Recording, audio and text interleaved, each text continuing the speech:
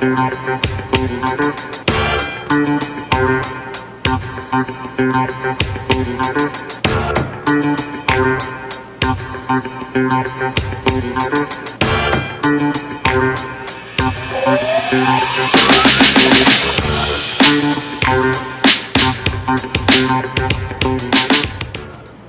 Charles. Hello, Jason. How are you? I'm well. We're live. It's Sunday. A little intro music there. There you go. Today we're going to be talking about something that is not so absolutely fabulous. And pray tell, what might that be, Jason? Well, before we get into all of that stuff, there's a few things I wanted to cover that are happening. Some of our friends are doing some really great reporting. There was an article in actually the True Pundit that I wanted to talk about. The True Pundit has just come out today with this piece talking about how even the Washington Post's editors know that the Washington Post has written a puff piece about this Awan brothers story. Of course, the investigation into the spy ring in Congress, this ridiculous photograph we saw of Imran Awan on the cover of the Washington Post. It was described by one of the editors in the Washington Post speaking to the True Pundit as an embarrassment, saying that it was reading like something that was put together by a congressional PR firm. And of course our buddy Mr. Gowan over there, Chris Gowan over at Gowan, Rhodes, Winograd and Silva, seems to be very busily scheduling photo shoots and things outside his office. We've been finding a lot of metadata on this photograph, and I say that's right across the street from their office, and that we've got about 12 days worth of growth on the very, very slick haircut that Mr. Awan had when he appeared in court that day. But I digress. We're going to be talking. Yes. But before you digress too much, is this the investigation that has a special prosecutor? Well, I don't know. Does it? I don't think so. Is this the investigation? Oh, right. No. That's the one into the president who was democratically elected, who now they're saying that Russia hacked when there's no evidence. But this, we found actually substantial photographic and video evidence, which the True Pundit article references. Laurel Everly, who's been very forthcoming, she was a material witness. She presented this video evidence from her cell phone that I assembled into a composite photo that revealed a Cox Cable internet account in the house that would seem to be bringing internet service into the house that she knew nothing about, wasn't the internet service that she was using.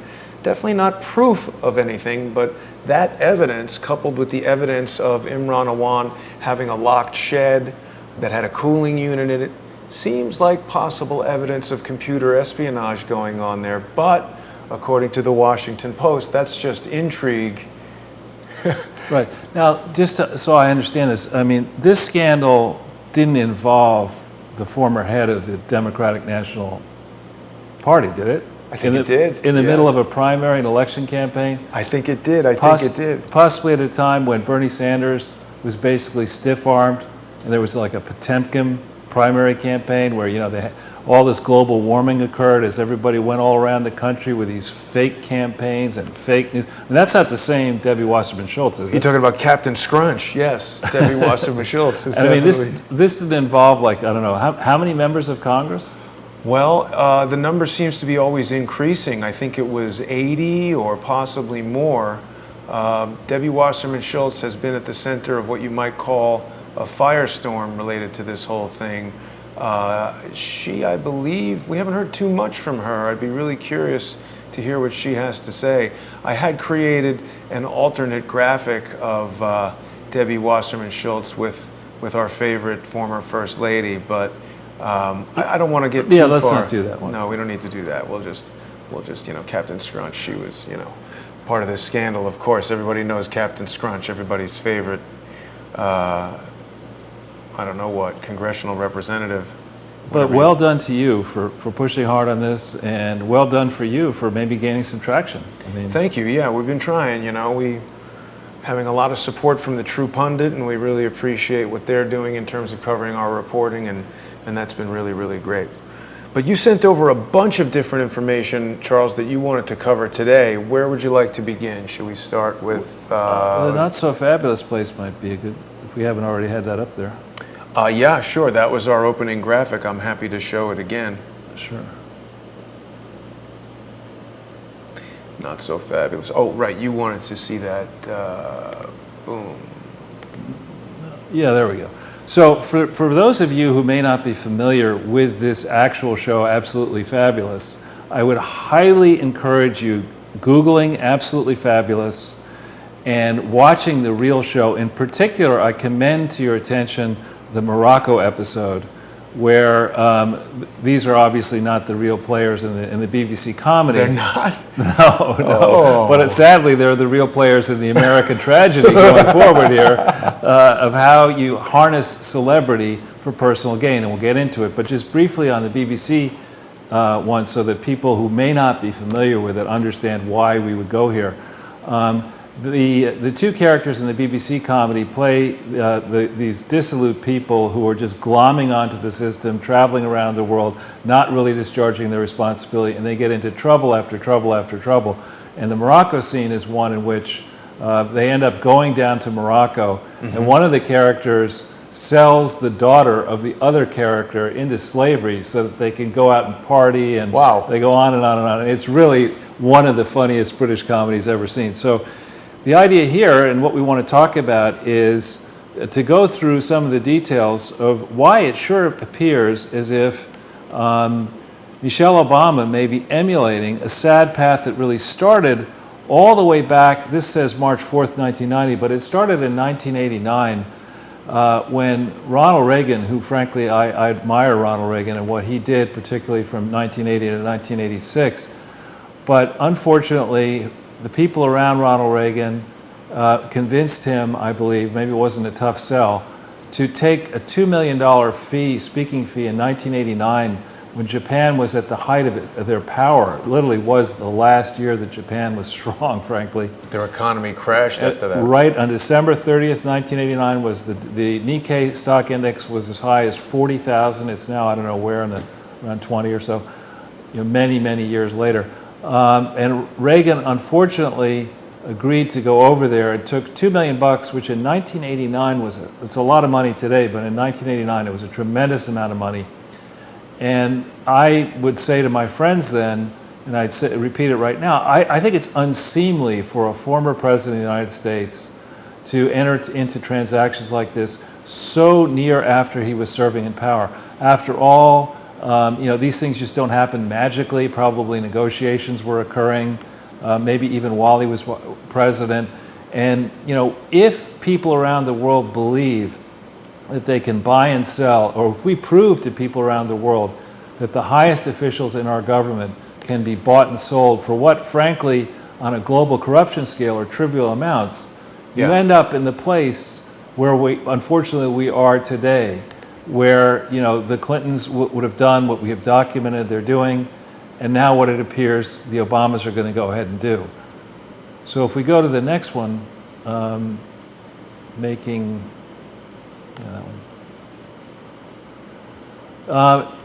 to be fair to the Clintons and to be fair to the Obamas, it wasn't only the Clintons and the Obamas who did this. George H.W.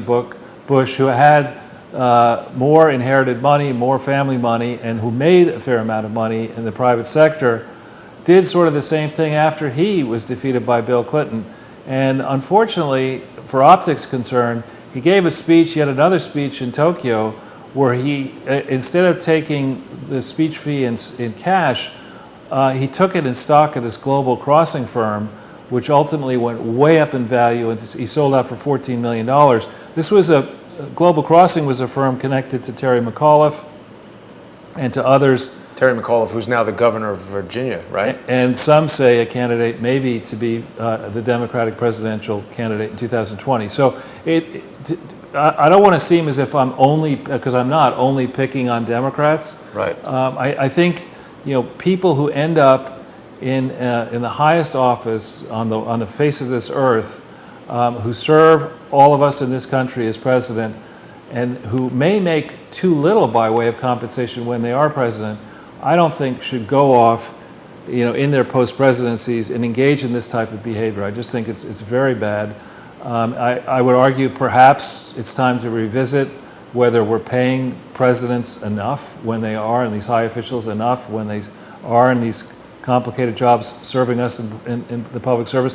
But afterwards, I don't think they should set about the path that Bill Clinton went on with Hillary, and now that Michelle is on this not so fabulous path of going around the world and taking, some might argue, off-market compensation for getting involved in speeches and books and entertainment and business deals. Charles, what is this global crossing? I just Googled it and it comes up with something called level 3. Did I make a mistake? Or so Global Crossing was some kind of telecom firm that, during the internet bubble in the 1999-2000 timeframe was fantastic. The idea was to lay undersea cables, I think, and they raised a lot of money in the spectacular days when you could raise money for ventures like that, and it went gloriously bankrupt afterwards. So level 3 maybe took it over? Possibly.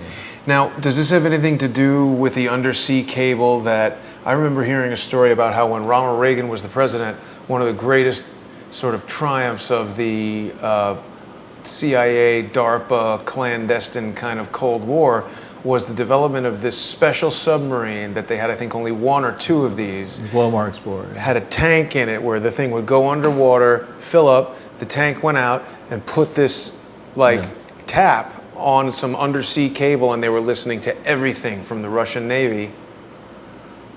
What goes around comes around, or whatever the phrase is. Tapping that. I guess that may have happened. That might have happened. What happened? So if we go to the Bill Clinton EW one, the next one after that. Yeah. So in the last day or so, we've learned that Bill Clinton, his first novel, now we could debate whether some of his other books were novels or books, but fiction or nonfiction. But he's written a book called The President is Missing. And there's a very famous author who actually came out of Adland, James Patterson. I happen to know his business partner, not very well, but somewhat. They've teamed up to produce this, The President is Missing, a novel, but then to go into a Showtime TV series. I don't know if Bill Clinton will star in it or not, but the thought occurred to me when I saw this, this is the way my sick mind works. I said, did he come up with this title thinking about the 2016 campaign, when what happened? The candidate was missing. Oh, Bill Clinton. My goodness. Nice pick. So if we go to the next one. Sure. Now, this is stunning to me. Yeah, to me too. I am represented by a great agent, and I do not expect, ultimately, when I write a book, to make $65 million or even $6.5 million on a book deal. This is an incredibly large sum of money, and I'm modestly familiar with the economics of the publishing business. Has any book ever earned $65 million from sales? The Old and New Testament, going way back over a long period of time, maybe. How much does like a Harry Potter book, what would that best-selling kind of Harry Potter sort of book All right, earn? so she supposedly has made $1 billion off that book, but it's different. It's not off the book alone. It's off all the deals and stuff. Well, and the paraphernalia and the dolls, toys, Legos, all that kind of stuff. I assume they're not going to be. There may be movie deals, but I hope there aren't any toys. And I don't even Barack Obama Lego. I don't want to think about what kind of toys we could be talking about here. But my understanding is that hardback books don't necessarily make that much money, but paperback books may. And when you think, for those people who care deeply about global warming and all that, when you think about the production of books, the distribution of books away from Amazon, the transportation of those books by air if they're physical, as opposed to Kindle, you are talking about some very substantial negative impact on the environment. Particularly, most paperback books, what they do is they print them out, and if they don't sell them, they destroy them, they burn them. which is, I guess, something that happened to Hillary Clinton's preacher's book. But $65 million to me seems to be so far off market as to call into question whether Penguin Random House isn't effectively giving a bribe Right. to the people behind Barack and Michelle, and maybe on the expectation that someday Michelle Obama may decide, in fact, to run for office, be it in 2020 or 2024 or even afterwards. So I just, I'm all for people going out and negotiating at arm's length on a fair basis and fair competition to try to get as much money as possible for themselves by dint of selling products or services. But I would challenge my own agent and other people to explain to the world at large just how off market this deal is, because it sure seems way off market to me. Well, I was just Googling real quick here, highest grossing biographies, and that was difficult to find. So this is the top 100 selling books of all time. And I'm trying to see how much they're earning actually in terms of money. Da Vinci Code is up there, and Harry Potter. But you see, again, with those for nonfiction book, which I hope this is a nonfiction book, but doubtful, unlike some of Bill's. But I think that for a nonfiction book, by definition, you have a more limited audience, and you also have more limited audience for any movie that may come out of it. Whereas these fictional accounts, the spy novels, the thrillers, the comedies, etc., those have big broader audience. But so, okay, Harry Potter, J.K. Rowling, Twilight, it seems to have grouped them all together, and it's talking about 27 million books sold. So, I mean, that's a lot of money. Well, a rule of thumb that some people use is $2 a book for the author. Oh. Is a rule of thumb. Whether it's right or wrong is another question. But still, this is 65 million. My understanding is it's an advance. It's not. Wow. Right. That's a large amount of money. It also doesn't tell you, maybe the books are discounted. Like, I wonder what happened with Hillary Clinton's book sales. You have to pronounce it correctly. What happened? What happened? Do we want to promote this book? I mean, it's right here. How much did you pay for this book? You know what? I did look at the receipt, and then the price that I paid was $24. That was the discount price. So it wasn't like do you want to do a little thought experiment here and put up the Amazon page to see what it's selling for now? Oh, sure. Yeah. I mean, if that's within our technical capabilities. It is, of course. Amazon.com. We've got all kinds of technical abilities here. Because we can, on what we can do on this channel, we can crowdsource the truth. I mean, this is a live thought experiment in crowdsourcing the truth. We can crowdsource the price right here. Let's just see. Let me get it there so that everybody can see it. Now, it's just called What Happened. What happened? We were talking earlier in the week about how Amazon.com has their deal. Look at that. It's already. You could buy it for $12.99, Jason. That's used. Well, I mean, it can't be that used. It's been around for a week. Right. Well, you could get the Kindle edition. I wonder if Hillary Clinton. What about this? A summary of what happened by Hillary Rodham Clinton, paperback for $3.95. A summary. Wow. Everybody knows what happened except. Oh wow, that's funny. Look at how many trolling books. And why would you put it with this one? Unbelievable. I guess people who bought this one came out the day before. Huh. Interesting.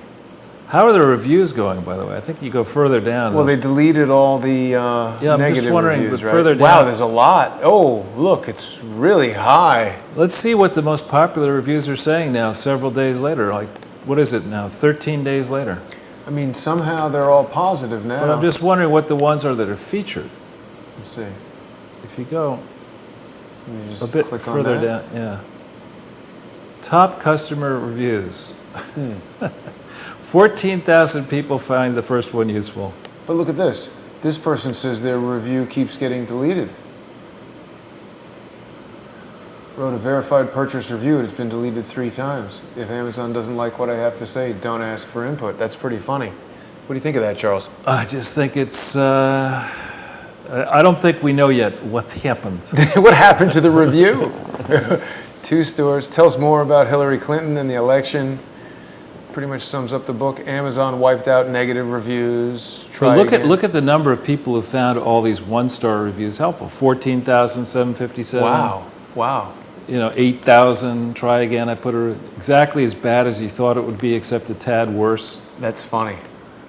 So I guess the way the algorithm works is the ones that get featured here are the ones where people vote and say they were really helpful, whereas the 5-star reviews, probably very few people found those helpful. I bet you Hillary Clinton found them helpful. Chris Gowan was up late typing reviews, or maybe Robert David Steele. He's very active at reviewing books on Amazon, apparently. Great job, and well written. By Jersey Diva. How many people found that useful? None. I guess. Wow. One person found the next one helpful. You see that? That's so funny. Another one person. I mean, there's something up here. I mean, I think there's got to be something up here. That's so crazy, huh?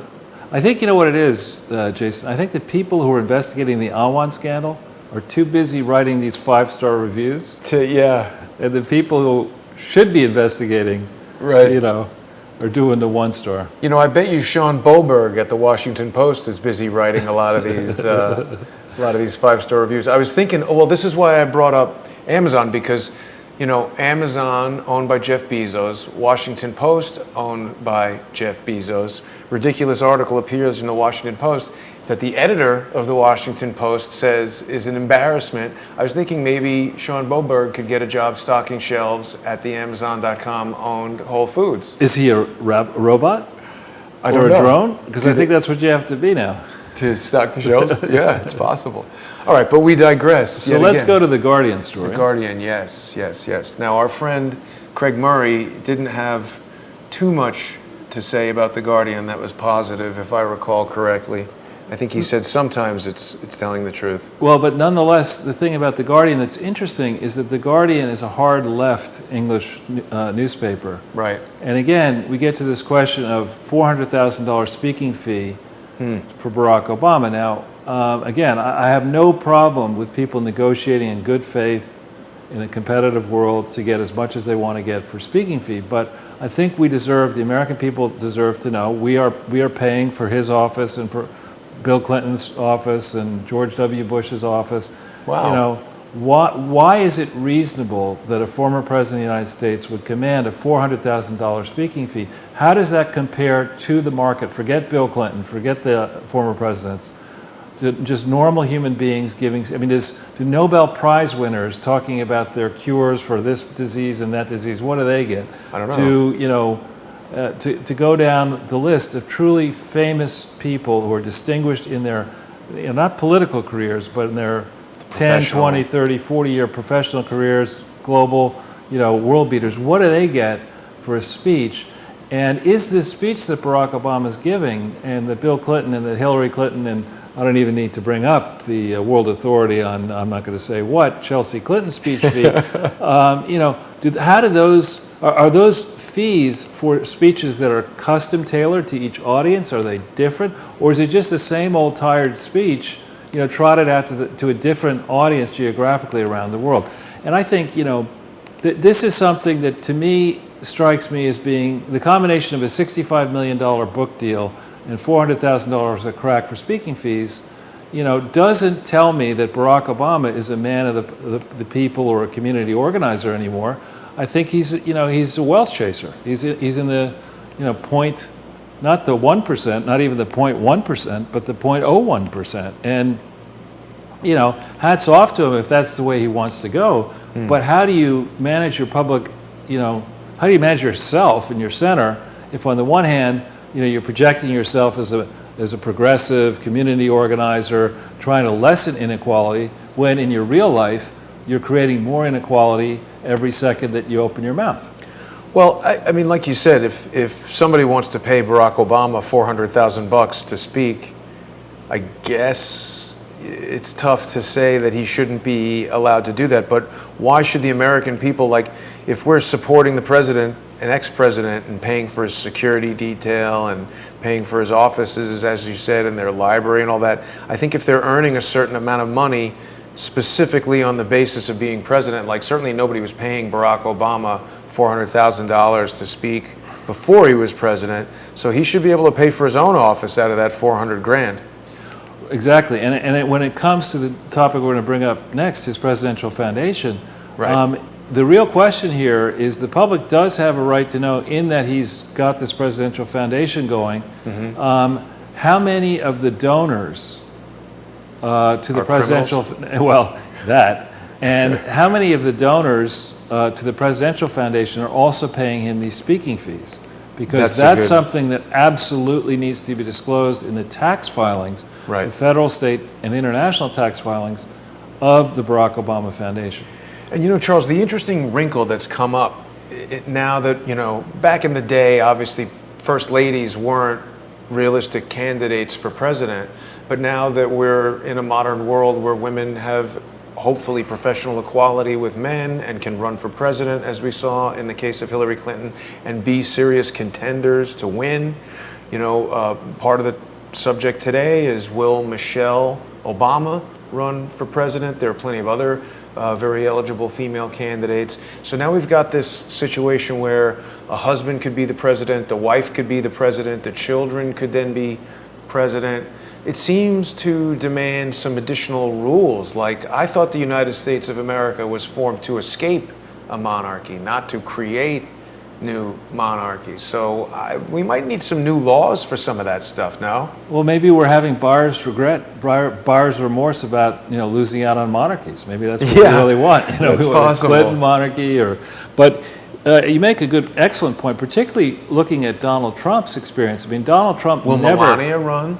Or, I mean, certainly I'd be more in favor of that. Ivanka could run for president. But in the case of Donald Trump, he demonstrated that it is possible to become president of the United States having had held no elective political office. So, Right. you know, when he ran, he had arguably less experience in the ways of politics than Michelle has had, living in the White House, working closely, as I believe she was, with Barack Obama.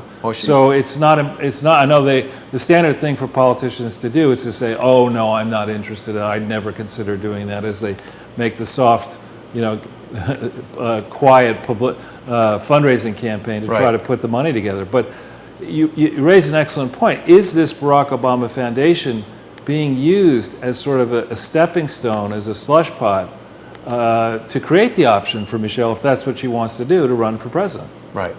And so, I mean, in that case, if somebody's going to, pay Barack Obama 400 grand to give a speech, and then also kind of, support the campaign for his wife, that's something we should know about. Exactly.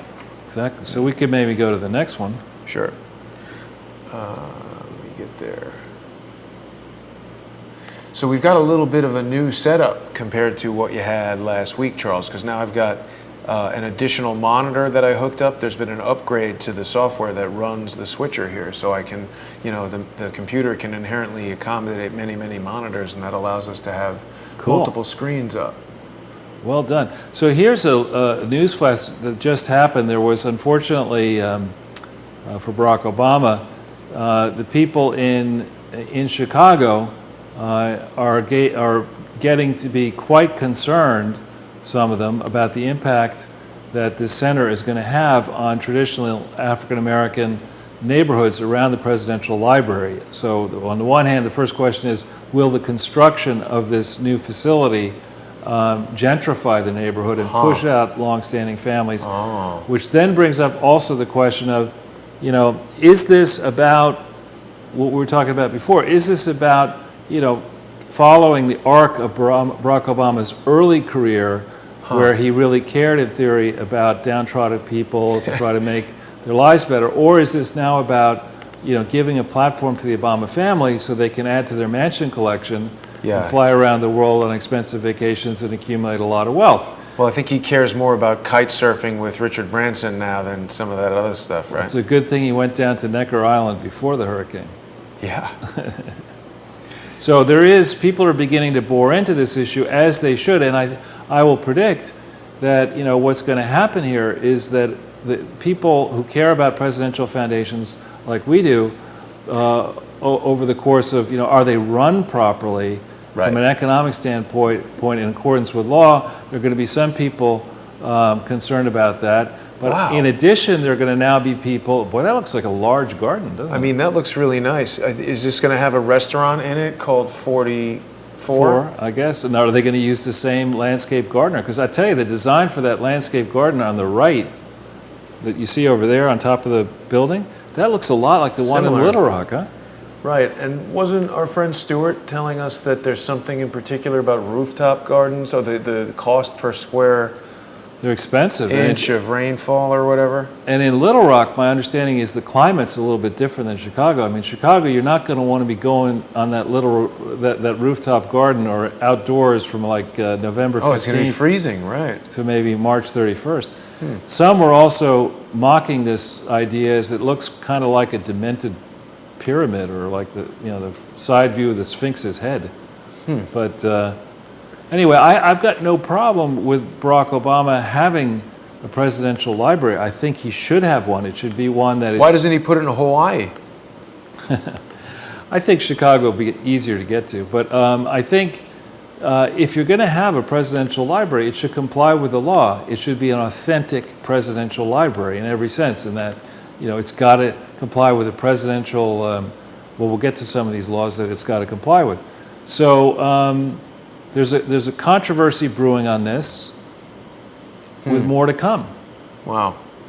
And I think we could go to the next one. And This Chicago Tribune says, not me, but Chicago Tribune says black people's expectations for Obama always have been set too high. That seems like a little bit of a controversial statement, doesn't it? I do think so. I mean, I How think... can this newspaper speak for all black people? Well, yeah, I mean, I honestly think that Barack Obama, when I saw him give that speech in 2004 on television, it was very impressive. And, there was a lot of hope at that time. History will tell whether, it was hope or hype. Right.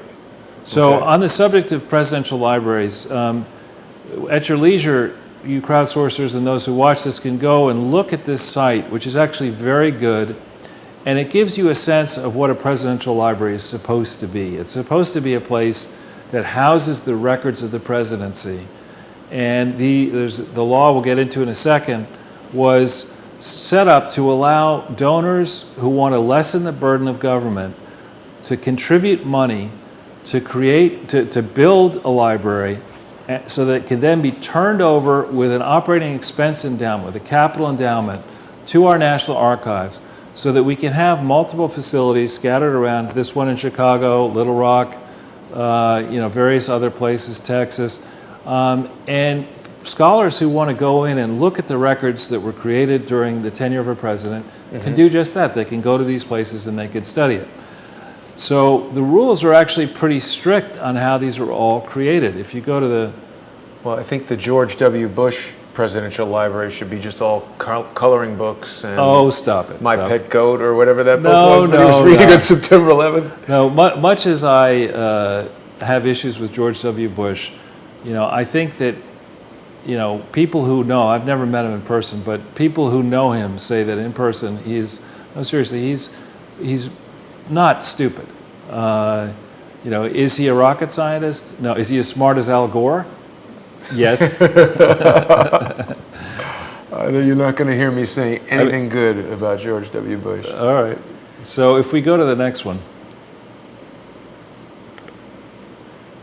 Politico.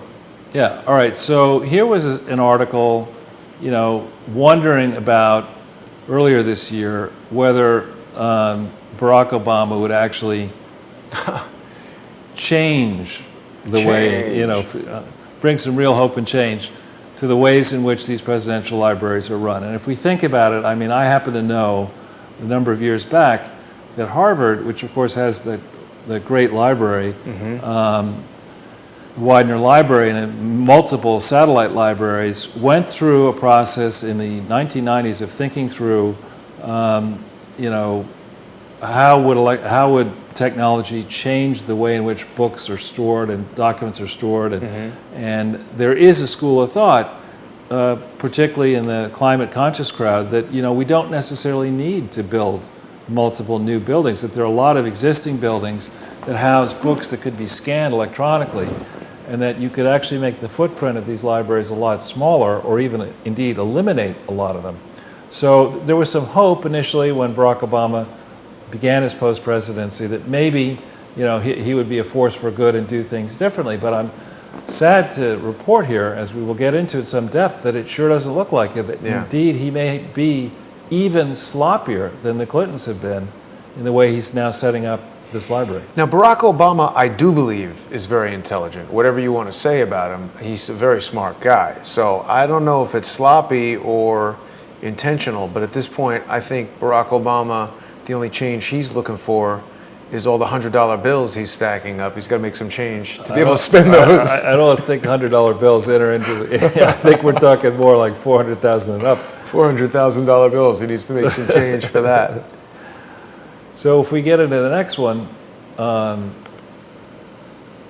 right, so this is a very important act. If there are lawyers watching this, you can go to this site and you can actually read the specific statute that governs how a presidential library is supposed to be established. And there's some various fine points. We won't waste a lot of time on them. But one fine point is that if you're going to contribute to the National Archives, a presidential library, not the whole thing, but a partial interest in it, for whatever legal reasons, you can't give it freehold, you've got to give a partial interest, a lease, or a portion of the space. There's strict rules on that. And one of the rules is that when you make that donation, the entity that makes the donation has to be of a lawfully organized and operated foundation if it's going to be a charity. And so with the with the Clinton Foundation, I will tell you that it certainly was not lawfully operated after it was organized on October 23rd, 1997. And I have grave doubts and suspicions about whether the donation itself on November 18th, 2004 was a valid donation to the National Archives. So that's a separate issue. Didn't they steal stuff out of the National Archives? Scooter Libby or somebody Not shoved Scooter some Libby. It was documents in his pants and ran out the door? That was Sandy Burglar. Oh, Sandy Burglar. Sandy Burglar, right. Sorry about that. I went to the National Archives to do some JFK research, and they make you watch a film about how serious of a crime it is to try to steal something from there. So why is that document over there from the National Archives? It's a scan or a photocopy. Oh, okay. So anyway, you can look at this at your leisure, but I would just say that the Barack Obama Library, from what I can see in the public domain, is already in trouble vis-a-vis this statute. The next one tells you about the Presidential Records Act. So what happened there is that with the whole, some people who may be watching this weren't around when Richard Nixon was around, and in the whole Watergate period and aftermath, there was a question about what records that were created by President Nixon were personal and what were the property of we the people. This is sort of the Limited Hangout Act. Exactly right, exactly. And so this Presidential Records Act clarifies all that. And in brief, what you have to do is when you're creating a presidential library, you have to put the presidential records of the 2 terms of Bill Clinton or the 2 terms of Barack Obama in that library. You can't put some of them in it. You've got to put the records. Even the bad ones. The good ones and the bad ones. And there is a question there, is it in the national interest to set up these libraries that house these records when the donors to the libraries most likely are going to be supporters of the given president and more prone to operating the facility in league with the National Archives in a way that may attempt to burnish the career and experience of each of these presidents, or should there be a different approach? Wasn't there something that happened to the Nixon Library as a result of Nixon getting, resigning, or no? I don't know about that, actually. No. I don't know about that. So in this next memo, now this is, for those of you who have trouble sleeping, this will help you. Read this. This is a memo I've referred to in the past, but we've never linked to it. And this is something that is really instructive. Accountants, actually, this is the expert accountants in America. They write memos like this that help you think through, that help auditors think through what they should be looking for on various topics. Wow. This is a memo that tells you, if you're trying to understand fraud, what are the warning signs for fraud? It's also a guidebook for future fraudsters. Well, in some ways, but it's very useful. I'm steeped in this, unfortunately, because in the last 10 years I've been trying to ferret out frauds in large companies, Right. and I find this very helpful. But when you see sloppiness in the legal structure, when you see sloppiness in the accounting, the so-called audits, Right. when you read a memo like this, you say, whoa, big possibility for fraud, right? When there are contradictions, late filings, needless complexity, unexplained conflicts of interest. You know, there's a lot here. There's 50 pages. You needn't scroll through all of it. And this is just one of the memos that are out there Wow. that take you through in great depth what you should be looking for. Wow. An expert looking at the Clinton Foundation, knowing this memo, would conclude, you know, experts would know this memo cold. They wouldn't need to even think about reviewing it. They'd know most of this stuff. If we stop right there, the importance of exercising professional skepticism. Yeah, that's good in any field. Exactly, but especially if you make it, Sorry. the importance of exercising professional skepticism. So when you set up a foundation that is staffed and funded principally by supporters of a president, and that then turns around and hires, you know, a small accounting firm that's really at the behest of this president and the donors, you're violating a basic tenet, you know, of prudence in my mind. That, you know, you've got a situation that's prone for abuse, right? You've got a world where people are delighted to maybe attempt to bribe a new president, a rising president, Hillary and Michelle. You've got this closed shop where the trustees are all friends. In the Clinton case, they're mostly either former employees or donors or partisan close people, family members now. In the case of the Obama, you have family members, you have his half-sisters on the board, and a lot of donors and longtime friends. You know, if you have that type of relationship, you're going down the wrong path to begin with. The last thing you want to do is to have your only independent check on the money is to pick a very small accounting firm. In the case of Clinton, BKD, Easily influenced. you know, or in the case of this Barack Obama Foundation, a local firm in Chicago that's very small. You know, it's interesting, Charles, the fact that we've got a show like this on the internet where, you know, you and I can get together, we're not getting huge checks from some corporation that tells us what to say. Well, I'm not. I can't speak for you. I know. I'm not either. Yeah. Well, no, you didn't get a $400,000 speaking fee to come here today? I'm going to be talking to you about that after the show. We're going to have to go to the crowd for the $400,000 speaking fees. But seriously, the fact that we can utilize the internet, not only just for Crowdsource the Truth and for making a show like this, but like accessing these documents, telling people about the documents. We've got 480 people watching on YouTube right now. We've got people watching on Periscope. We've got people watching on Facebook. We've got our friends in Russia watching on the VK social media network. Are we up to what, 8 now? You know what? You do very well on the VK network. People, Privyet, Moscow. Everybody's interested in seeing what Charles is up to.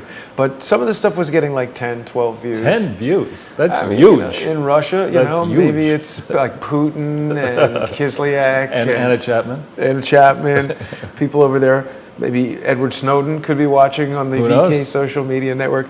But I mean, the point I'm making is people have so many tools at their fingertips here to you know, check this stuff. The internet has become kind of an important part of the checks and balances system. Linda's saying hello from Shreveport. I got a special place in my heart for Shreveport, Louisiana, and there is a Whole Foods in Shreveport now. Is there really? Yeah, so you can get CIA food there now. Someone wanted to ask Charles: is it are the presidential libraries subject to independent audits? It's a good question. It's a very good question.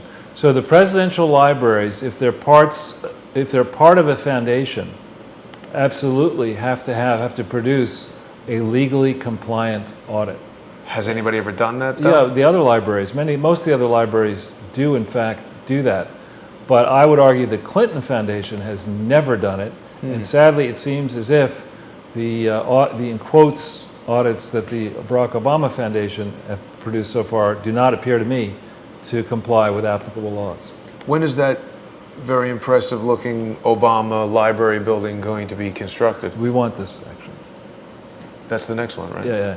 So no one really knows. And what's the cost? It looks like a very expensive building to me. So the way it works is the statute, the Presidential Libraries Act, says that if you comply with that act, you have to raise an endowment equal to 60% of the construction costs and turn over the building plus the endowment to the National Archives. So in the chatter, it's been said that it's going to cost $500 million, $500 million. To build that building? To build that building. Well, it's Chicago, right? It's like, That seems like a lot. I know, but you You think build of a building on the moon for $500 million. Yeah, but the moon doesn't have these contractors and unions and payoffs, and, right? Well, that's the other thing. All the graft Yeah. and involved. Right. Yeah. But so here's an interesting one, and we're going to be sort of teasing a little bit through the balance of this show.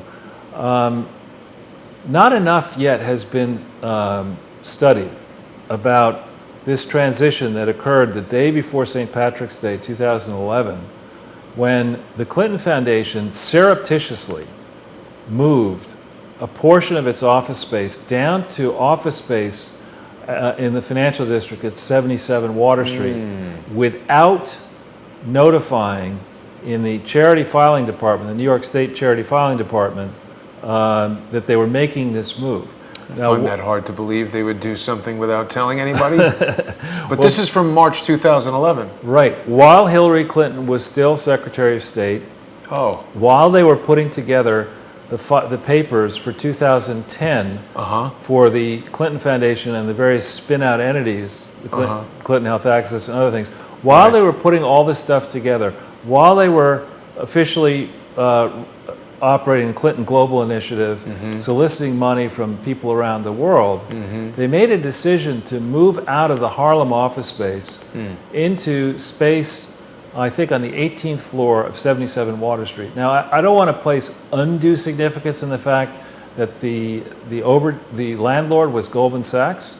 I don't want to make a big deal about that because Goldman Sachs is very big around the world, and in particular down on Wall Street, so they would have influence everywhere. Right. But Chuck Grassley and other investigators, and Chuck and Josh Flynn Brown, if you're listening, and other people in the House, if you're listening, there have been a lot of questions about the timeline of Uma Abedin beginning in July of 2011, taking on jobs with Teneo, with the Clinton Foundation, with the Clintons personally, in July of 2011, which is just when it seems that the Clinton Foundation began to get very active down at this 77 Water Street operation, and just when Teneo Corporation began to sprout and become very big. It was prior to May 2011, Declan Kennedy, who had been our unpaid, in theory, operative for the U.S. government, special representative in Northern Ireland, left and reunited with Doug Band, and the two of them amped up this thing, Teneo, bringing into the fold Uma Abedin as a special government employee working on this. And also at the same time, in July of 2011, Dennis Cheng, who was a very young man who had graduated from Swarthmore, then I think he worked for in various... Swarthy? No, he worked for... he went to London School of Economics, or I think it was London School of Economics, and then he worked on Hillary's Senate campaign raising money. Then he worked as the deputy protocol chief in the State Department, which is a big job. That's where you get, all the contact information for all these powerful people, people who travel with the foreign dignitaries, people who travel with the Secretary of State abroad. You get all these sensitive information, which, I would hope he didn't copy it, or take it out of the White House or convert it to personal use. Or put it somewhere where it might get hacked. Oops. Oh, yeah, exactly. But so he leaves in July of 2011 to become the chief development officer of the Clinton Foundation, just at the time that they're migrating to this secret office at 77 Water Street. And this is an area that we have been doing a lot of work on. We can pull up, I think, the next slide. Charles, you're so ahead of the Clinton shenanigans, it's unbelievable. You're already investigating stuff before most people even have any idea that is going on. So this is Dennis Chang. This is right Dennis here. Chang, and if we look at this timeline, if you go further down, Should people, friend him on LinkedIn here? well, I don't know, but so he was National Finance Director. If you see that from April 2015. Prior to that, July 2011, February 2015, he was the Chief Development Officer for the Clinton Foundation. Now, in this time frame, I will be arguing, and I'll break some news, that the Clinton Foundation was their filings were especially defective in this time frame as Dennis Chang went around and ultimately may have gotten as much as, he was seeking pledges of $250 million to fund this foundation at a time when their filings were all and remain defective, their audits are defective, their legal filings are defective, their state filings are defective, their foreign filings are defective, and there are special strict rules. Good job, Dennis. In New York. In New York especially, there are tough rules about raising money for endowments. And why is that? When you raise money for an endowment, you're raising it for, in most cases, into perpetuity. But what is an endowment? You mean like a...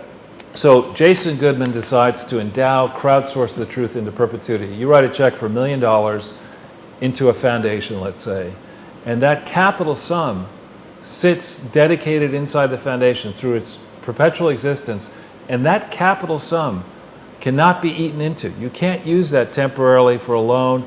You can only take the interest or the return, and it must be managed prudently. You can't say, all right, I put the money into the foundation and I'm going to have my cousin run it. You've got to make sure that that capital sum is prudently managed, diversified, sensibly, and that the income or dividends or whatever are used solely for the authorized purposes of the foundation. So that's a very tricky thing, and lawyers have told me, and I'll tell you on behalf of those lawyers, that when you insert yourself into a role of being a development director, you better check and make sure that the people who've been raising money for development before didn't say divert a large amount of money in 2007 and 8 from the supposed HIV/AIDS operation and cover it up, as is suggested in a memo. If you go into WikiLeaks and Podesta email dump, you'll get to the Kamiki-Gibson memo, and that goes in great depth, and there's a later memo in 2015 by Maura Pali reiterating and confirming that that's exactly what happened in 2008. So when you go out and you raise money for an endowment, you are putting yourself squarely in the crosshairs of not simply federal authorities, but with this effort that was across national boundaries throughout most states, you're putting yourself square in the crosshairs of attorneys generals and other when they decide to wake up. Now, I don't know if this is the right email, Charles, but it was Nikki. What's that person's name? Which person? In the WikiLeaks John Podesta emails? Kamiki-Gibson. Oh, Kamiki-Gibson. You could get to it by Googling faster, I think. Yeah, I Googled. I thought it was Nikki. So Gibson, let's just Podesta. Gibson. Kumiki, Gibson. You should get to it. It was quite a story, and it's quite a memo. I have a hard copy, and many hard copies, actually. Well, we'll check that out another time. So basically, if you want to get some kind of crooked endowment going, you got to call. Well, this also. Well, I don't want to cast aspersions on Dennis Chang. I think that the Clinton modus operandi is to find very young people and elevate them into high positions of power. So this guy, if you go further down into his experience, he all the way further down, he's finance director. He graduated from Swarthmore in 2001. He got out of the LSE in 2003, and he suddenly, Hillary for president, Friends of Hillary, 2005 to 2009. Yeah, it's a quick ascension, huh? And where is this guy from? When I look him up, I get to a high school in Hong Kong. Wow. And references to a brother who may have gone to the same high school.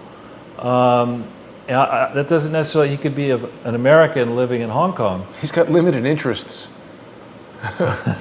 Swarthmore, Hillary, and the London School of Economics. He wanted to put Hillary down twice, but there wasn't enough room. There were only 5, I guess. But anyway, if we go to the next one, Okay. Here's WikiLeaks. This is what I was talking about here. Now, this is what happens if you go further up to show people how to do this. And now we're breaking news here on Crowdsource the Truth. D. Reynolds, and I don't know who D. Reynolds is, whether it's Debbie Reynolds or Diane Reynolds or whatever, but it's Reynolds. one of Chelsea Clinton's alias email accounts. Really? Right. Ooh. And so if we go, How do you know that? Well, I know stuff. Oh, wow. And you'll see if we look at this. Office space at Water Street. Yeah, update additional office space at Water Street. If we click on this and open it, if we can do that. Absolutely. Through the magic of the internet. Magic of the internet. All right. All right. So you see this is to... It's to John Podesta. Here's how I know it. Look, if you go to the very top, I mean, I know it because people have figured it out. From Laura Graham, we know who she is. To Bruce Lindsay, we know who he is. And then to D. Reynolds at clintonemail.com. So this is D. Reynolds probably has a connection to the Clintons, right? Wow. And then you CC it to John Podesta. Now we go through the text of this super... All the best emails going to the Podfather. Right, and then we look, though, I mean, this is really clever, right? So it's from Laura Graham, copied to Podesta, right? Mm-hmm. So the first is to Bruce, and the second is to Chelsea. Wow. Now, why would Chelsea get it if she wasn't, whatever. Wow. So it goes through here, and it says... Oh, what would we do without WikiLeaks? Right, and then it says, I will speak to Bob on his needs, since a whole floor only makes sense if we move CGI in, and I need to know what the needs for Secretary Clinton would be to ensure we are accounting for that. Why would Secretary Hillary Clinton have any needs for space in a secret office? She's got a lot on of servers. 77? Well, she's got a lot of servers. She's got to hide. Right? But so, and here it again is to Chelsea. So very clearly, now Chelsea in this time frame, during 2011. Oh, they probably needed to send a lot of emails planning her wedding. Her wedding had happened the previous year. The yoga then. It could have been yoga, yeah. Or maybe the new apartment. Right. But anyway, Lamaze class. But, here we have Chelsea, who is a trustee or a director of the Clinton Foundation in this time frame, sending emails using a fake name. To Debbie Reynolds. That was her name, Debbie Reynolds. And so what Debbie Reynolds is an actress, right? I think she's still dead. Dead. Yeah, still dead. But I think it's Diane Reynolds is actually the name. But if we go back to the index, now this is kind of interesting. You go down it and you see there's a lot of chatter back and forth on this space. Mm-hmm. I would encourage crowdsourcers to look carefully at this. We'll be drilling down into this in our next... I'll put all these links into the description when we're done. I should have done that before we started. That's all right. But you see there's a lot of chatter, and this is, mind you, in 2011. Wow. Yeah, look and at all there you these have emails. one to Uma. Oh, yeah. Right? Can you still email? Maybe can you get her on Facebook? Friend Huma at clintonemail.com on Facebook. I'm pretty sure I can't do that. No. Huma unfriended you? Yeah. All right, now here's a great one. If we hit forward, subject forward, this is the famous banned memo. Now this one is the kind of memo that I am quite certain, knowing some people at Simpson, Thacher, and Bartlett, if we first of all, we look at this. This is from Doug Band to John Podesta, the Podfather, at two addresses. Victoria Bjorklund, who is frankly a genius. She's I think of counsel now at Simpson Thacher, a very smart person. Debbie Reynolds or Diane Reynolds, Chelsea. Jennifer Reynos, who also works there. Please see the attached memorandum on the foundation in Teneo. Now, if you go back to the very top of the thing, you'll see you can hit on attachment. Oh, yeah. And then you hit memorandum. And this is for those of us with legal experience, this is laugh out loud funny. LOL. Take a gun and put it in your mouth and shoot and just pull the trigger until you can't feel your hand. I mean, this is really bad. This is a memo that Doug Band sent to Bill Clinton, Chelsea Clinton, Terry McAuliffe, Bruce Lindsay, John Podesta, and it talks about, there's so much incriminating stuff in here. Now, maybe this is not legitimate. Maybe it's, invented. Maybe the Russians put this in here. No, I thought that all the emails say cryptographically verified by whatever. Right. So if we go to that, just scroll down a little bit here, you'll see that there's one. This first talks about the background of Teneo. And I can tell you, if we stop here for a second, Jason, FTI Consulting, okay, Mr. Kelly served as COO of FTI Consulting until June 2009 when he stepped down and established DK Consulting. Okay. There is an agreement that I've found that is a non-competition agreement involving FTI Consulting and Mr. Kelly, which he appears to violate, and which Doug Band obviously hasn't read because he's admitting that he violated this agreement in this paragraph, okay? This agreement is available through SEC Edgar, and we'll be getting into that soon. We'll show it to you. If we go to the next page, this talks about all the good work. This memo is to alleviate concerns that folks have in the Clinton camp about what Doug Band was up to. And instead of alleviating them, it should heighten concerns. All right, foundation fundraising. We go here. In 2001, stop there for a second, please. In 2001, after Terry McAuliffe raised the initial $100 million to build the library. Now, the books and records of the Clinton Foundation do not reflect that Terry McAuliffe raised anywhere near $100 million in 2001. By 2001, the amount of money that's in there is a small pittance compared to $100 million, and the trustees recklessly, I would argue, failed to use a system of accounting required in the US and around the world, which is called accrual-based accounting, that would have recognized this pledge had it been made. Mm-hmm. And I think at that time, Terry McAuliffe, it wasn't in 2001, it was shortly thereafter, he became head of the Democratic National Committee. So let's say on the one hand over here, you needed to raise money that donors could deduct from their tax returns, and that's kind of nice. And then on the one hand over here, you needed money for political reasons and you couldn't deduct it and it was limited. You think you might want to have one hand wash the other hand and not let anyone check and see what was going on. So this sentence, I mean, I would have, if I had been a lawyer involved in this situation, I don't know what I would have done when I got this memo, but if I were a Clinton, I would make sure that Doug Band had nothing to do with anything that I was doing. This is an unbelievable admission of stupidity. And then you see there, in 2001, after Terry McAuliffe raised the initial $100 million to build the library, an additional $100 million needed to be raised to complete the $165 million building. Explain that to me. You got $165 million and you got $200 million. And then the math, $35 million, why did you need the $35 million, right? It just doesn't make any sense. And you go through this memo, and we just go through just a few more pages. Here he's bragging about his success in raising money, but if you just a few more pages down. Who's giving this money, Charles? Friends of the Clintons. People who want to get close to probably Hillary Clinton, thinking that she's going to be the next president of the United States. Wow.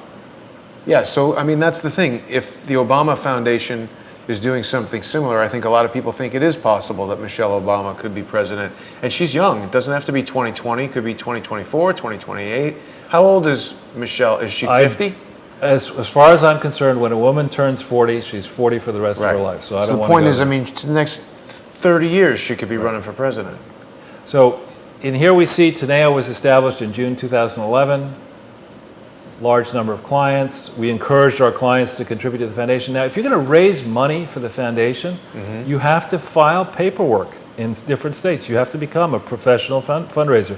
There's no paperwork showing that Doug Band ever raised, filed paperwork or caused Teneo and people to file paperwork to say that they were professional fundraisers, which they're claiming in this memo they were. So wait a second. So if you have a 501c3 and you want to raise money for it, that's something you have to do beyond just establishing the 501c3? Yeah. You have to get paperwork. How do you find out if someone has done that or not? Every state that is serious about it, the New York State has a site, you can look people up. Are they, have they filed the paperwork? Is it current?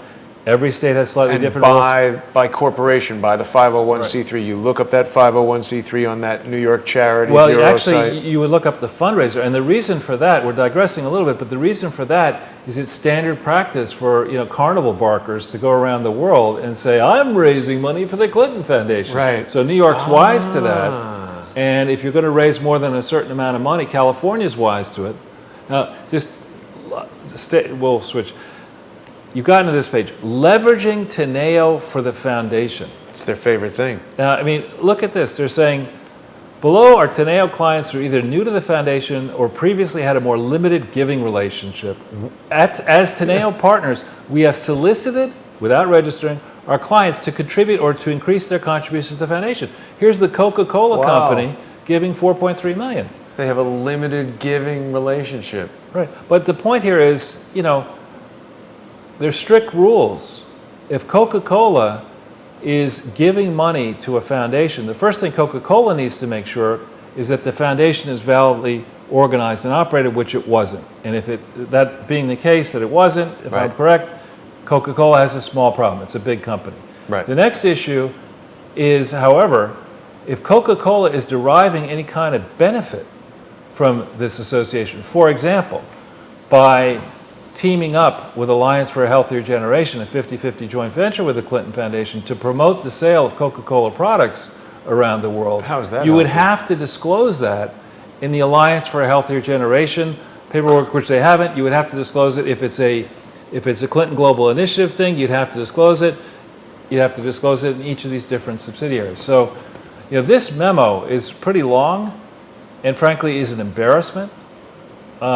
But it is prosecutors, if there are any prosecutors out there, the IRS, supposedly you've had an investigation going since last summer, that is to say summer of 2016, 4 FBI field offices, which I think are New York, Washington, Little Rock, and Los Dallas? Angeles. Well, that's the IRS in Dallas, Los Angeles. International folks in France, in the UK, in Ireland, in Norway, in Sweden. Look at this. I mean, this is a confession by Doug Band, frankly, of charity fraud. And what was the reaction of the Clinton Foundation board to this? What would the board minutes show? So this is rich. If we go back then to the index, if we can do that. The WikiLeaks email index? If we just page back. That's... But this will not put you to sleep if you're interested in exposing fraud. So yeah, if we keep on going down a little bit further, we may get to the bill from Simpson Thatcher, which is hysterical. I think it comes right after this. Keep going. FYI. Nope. It's quite an extensive list here, Charles. Yeah. I guess it isn't in there, but next week we'll talk about the Simpson-Thatcher bill, and all I will say is the first bill that Simpson-Thatcher tendered to the Clinton Foundation, in the detail. That's the accounting firm? No, it's a law firm. The law firm? And they tell in their bill, it's a very good system, they say day by day, who spent how much time on what topic and how many hours did it work out to be. And that first bill contains a gigantic bombshell that we will talk about in the next show. So we can keep on going? Sure. We did the memorandum. All right, now, Jerry Corsi has been hard at work on this Barack Obama Foundation. He's got 2 articles coming out in the coming week. How do I know that? He asked me for some quotes. But he is going to dig in deeply. I think others are going to dig in deeply into the narrow technicalities of how the Barack Obama Foundation is structured, how it's expanding its purposes, perhaps illegally, how it's using an accounting firm that's not necessarily up to snuff. And so I'd encourage you to read this article, and once you've read that, you'll be able to follow on and appreciate better the coming articles. Dr. Corsi, of course, is the head of the Washington, D.C.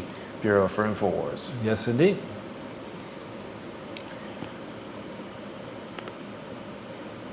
So So I don't know if you want to play this, but this is what I would argue. This song is pretty funny.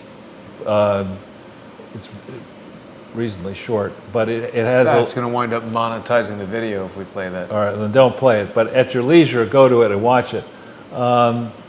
And you know, this is, I think, a simple way. Knock on wood is perhaps a colloquialism of letting one hand wash the other, getting involved in a situation where it's not so fabulous, where former leaders go out and go around the world and monetize their public service via foundations. So if we look, it's not just Americans who are doing this. We can see that in the next one, we can see that Tony Blair seems to have taken this to the stratosphere. I have this book, and Tony Blair, like others, entered public service in the UK, a long career in Parliament and then as Prime Minister. And he didn't really have that much money. His wife was, I think, a lawyer. He looks excited now. But he and his wife have multiple foundations, and they have built up something that people refer to as Blair Inc. And we'll be digging deeply into that in subsequent podcasts. Okay. For contrast, I went and I said, well, let's take a look at his book. How many reviews did he get? What does that say? What happened with his book? How many customer reviews did he get? 3. Oh, not so good either. Not so good. Well, yeah. Wow, people hated that book. But still, his book, this was published on November 1st, 2015.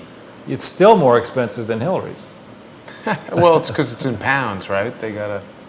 But you see here, since leaving office in 2007, the secretive empire of Tony Blair has grown exponentially. 80 million pounds of earnings in just a few short years. That's crazy. Indeed. Then we look at the across the channel there. This is in French, of course, but this is Jacques Chirac has a foundation. And then going way further south, Nelson Mandela, a foundation. And here the problem with his foundation was, is kind of sad. If you go down to the next page, you'll see, the next link. So people will get around. The real problem with these high-profile global celebrity foundations is that people will flock to them unless you tightly control them. And this is why U.S. law is so strict. A U.S. foundation operating international has to actually have and exercise tight controls, which means real procedures, real board meetings, real work on conflicts of interest, real punishments for people who steal. And here, the allegation is that, unfortunately, Mandela's foundation wasn't that tightly controlled. But you're only talking about 1 million pounds, which is, in some ways, chump change. Not compared to some of the others. Yeah. And then if we go to the press release, this is rich. This is something, right around the time they're setting up the secret server in the secret office, and right around the time that Simpson Thatcher is getting involved, studying what's going on. The Clinton Foundation is cautioning people about the perils of charity fraud. And I find this is right Exhibit A in the irony department. What is this that they're talking about here? Emails regarding a World Congress on Human Trafficking, Prostitution, and Sex Work, claiming the Clinton Foundation. See, tragically, this is exactly what happens with these high-profile foundations, and why they need to be regulated and why they need to have independent boards. Fraudsters around the world. I'm sure you get, and I get emails from all sorts of people. Dear brother in Christ, I've just found, or dear such and such, or I got locked out of my hotel room. Please send me X, Y, and Z. Fraudsters are very creative, and they'll create these emails. I get lawsuits from fraudsters. There you go. But this is the kind of stuff that happens, and I just find it hysterically funny that it would be the Clinton Foundation putting out an alert on fraud, when I believe the Clinton Foundation is perpetrating the largest charity fraud ever attempted in human history. Look at what the most Yeah, and you can donate. drawing your attention thing there is. We don't need to You're donate. not going to donate. No, hell no. But so the next one, and we're getting close. We're at the end. We're at the end. Well, no, you had sent this one extra one, but we spoke about that already. We have indeed. So I don't know if your listeners have any other questions. Well, let's see. We've got a lot of comments that have been flowing the whole entire time. I don't know if there's any questions specifically, Charles. We've been going for an hour and 14 minutes. People, I think, are fascinated that the Washington Post has finally admitted, or at least an editor at the Washington Post has admitted that that was not the best reporting they did on Imran Awan. I don't know if there's anything else that you wanted to say about the not so absolutely fabulous way that our former presidential families are handling their foundations. Well, there's a very creative person in the graphics department. I think we should give a shout out to whoever put this together. I don't know who that might be, but that's a good one. I definitely this could be a T-shirt. I don't know. I might have to rekindle the idea of the T-shirt store and make an absolutely not so fabulous T-shirt for people. What I would say is, I mean, on a serious note, you've done some great work, a lot of great work, and I know the crowdsources are very supportive. I don't know if there's something you want to talk about how they could. Absolutely. Well, you know, I appreciate you bringing it up, Charles. We've recently been trying to get more people going to the Patreon page because I feel like we've got over 15,000 people subscribed to the YouTube channel. We've got more than 9,000 Twitter followers. We've got more than 6,500 members of the Facebook group, the Crowdsource the Truth Facebook group. And I think of it as like a magazine subscription, or some people, I know you enjoy a cup of coffee every day. A lot of people are spending, you know, $5 a day on a cup of coffee, sending that to Starbucks. If people are watching the show, if they like Sunday with Charles, if they like the daily broadcast that we're doing, I hope that people will consider going to the Patreon page, and, you know, even $1 per month from a fraction of the people in the Crowdsource community would keep Crowdsource the Truth financially viable and allow us to carry on with the type of reporting that's getting retweeted by excellent news outlets like the True Pundit, and we're putting the smackdown on the Washington Post for all of their fake news reporting, and definitely want to keep doing that. This is my full-time job, and we're trying to expand always, so any support that we can get from the Crowdsource community. This is a community sponsored, both in terms of the information that we get, the vetting that we do for that information, the researchers, the personalities that a lot of people see on air, and the funding. Keeping it as a community sponsored news outlet is what makes Crowdsource the Truth unique. And I always love having you on, Charles. It's a pleasure to hear. I promise I'm going to make that felony counter. We haven't been doing too many felonies this week, but it's always great to see you, and we'll be back next week with more Sunday at Charles. Thank you, Jason. Good to see you. Take care, everybody.